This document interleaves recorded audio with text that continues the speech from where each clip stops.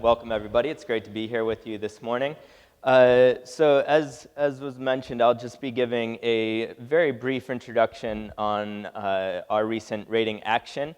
As was mentioned in the introduction, we did just stabilize the outlook on India's rating after having a negative outlook for nearly 2 years.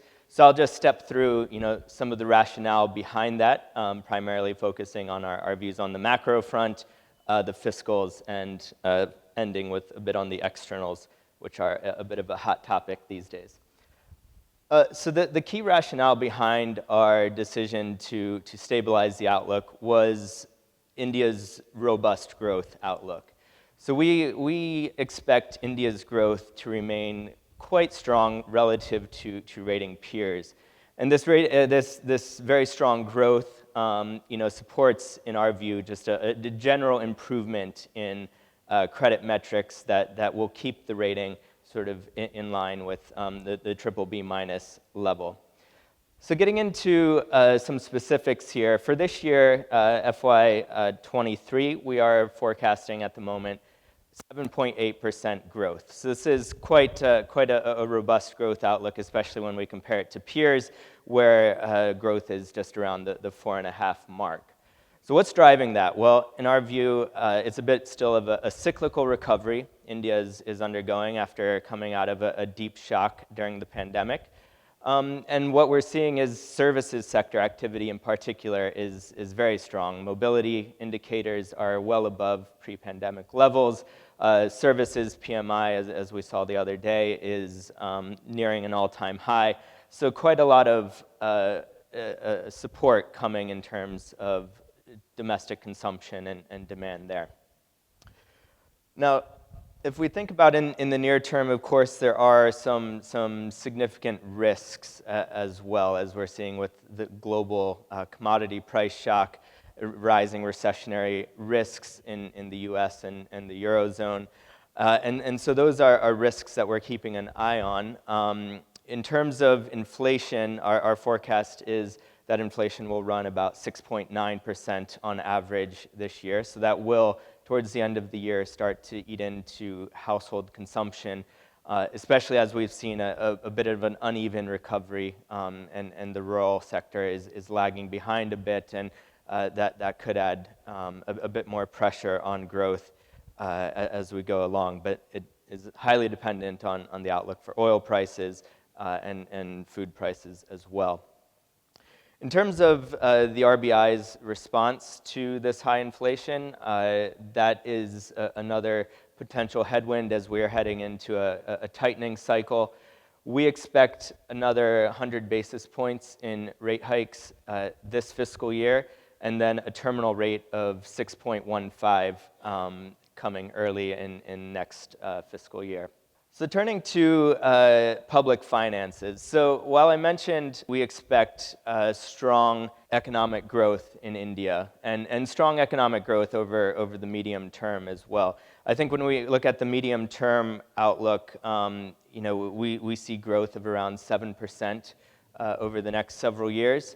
A lot of that is driven by the government's ongoing infrastructure drive, continued reform implementation, and then most importantly, as Shashwat will mention during the panel, is our view that pressures in the financial sector are easing, especially when you compare it with the pre-pandemic situation where we saw, of course, the twin balance sheet issue in the corporates and the financial sector. A lot of those pressures, in our view, have eased. Corporate balance sheets have improved quite considerably. And some of the risks in the financial sector do not seem as acute. Of course, there are some risks around that, as I'm sure Shashwat will speak about.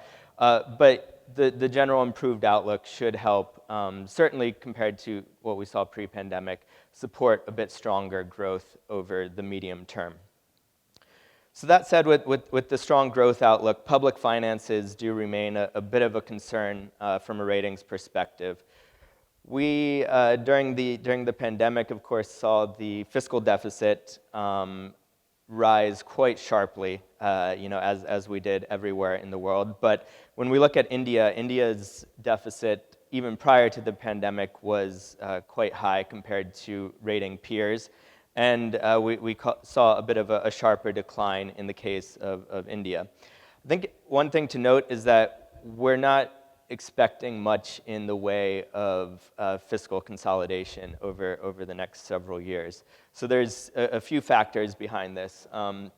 In the near term, the government's budget that they put out in February seems to be very focused on an infrastructure CapEx push.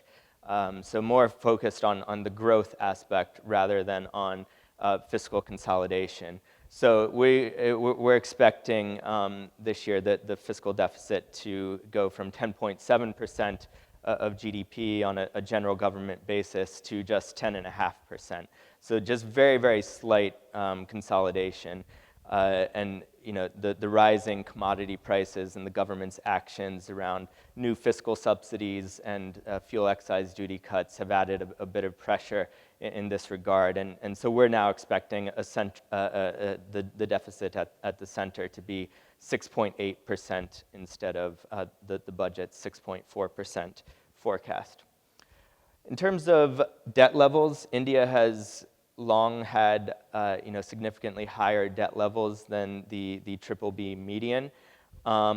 We are forecasting by the end of FY23 a debt level of about 83% of GDP, and the BBB median is right about in the mid to high 50% level. So India's debt level is a fair bit above rating peers. So in terms of the rating moving forward, fiscals will still be quite an important factor, and in particular, what happens with that debt ratio over the medium term. So as I mentioned, we're not expecting a large degree of fiscal consolidation. So even with very strong growth, and I should say we're expecting about 10.5% nominal growth over the medium term. So even with that very high rate of growth, we see more of a stabilization in the debt ratio rather than a downward trend. And that is based on the fact that we expect primary deficits to be declining, but to remain quite high. And so there are some potential risks around that. Certainly if growth ends up below double-digit levels, that could add some upward pressure on the debt trajectory as well as the rating going forward, looking at perhaps even less consolidation than we expect. That's another particular risk. In the very near term, we have seen a bit of a boost to the debt ratio from very high inflation. So you notice in the chart on the right, we saw last year quite a decline in the debt ratio. A lot of that was driven by the very high nominal GDP growth from higher inflation. So in the near term, that is a bit of a benefit, but over the longer run, that becomes less beneficial in terms of the debt dynamics as borrowing costs are rising as well and offsetting some of that benefit there. So I'll end with some comments on external finances. So over the past couple years, external finances have been a bit of a rating strength for India. This is starting to shift now, of course, with the pretty significant global commodity price shock. If we look at India compared to a lot of other countries in the Asia-Pacific region, India does stand out quite a bit in its exposure to high oil prices. So our estimates are that for every $10 change in the price of oil, that leads to about 0.4% of GDP off in terms of the trade deficit. So potentially some significant impacts there. And you're seeing that flowing through now, of course, with the record trade deficit, or the rising trade deficit that we saw just recently. Our expectation is that the current account deficit for the year for FY23 will end up at about 3.1% of GDP. But of course, that's largely dependent on oil prices, which we have seen come down a bit in the past few days here. So some potential challenges coming from this higher current account deficit. And that, of course, has led to a bit of pressure on the Indian rupee. We've seen a bit more depreciation against the dollar in the past few days. I think if you still look at India in the context of a lot of other countries, though, the depreciation pressures haven't been quite as significant as what we've seen globally. And of course, the RBI has taken some steps to help yesterday to help improve some of the capital flows and ease some of the pressure on the rupee. And in addition to that, looking at the chart on the right, the RBI still has quite substantial foreign exchange reserve buffers, and that should help them to manage some of the potential external volatility. So I'll end right here just with our rating sensitivities. A lot of these are focused, again, on the public finances and the growth outlook. But that's, it's just our overview of the sovereign rating.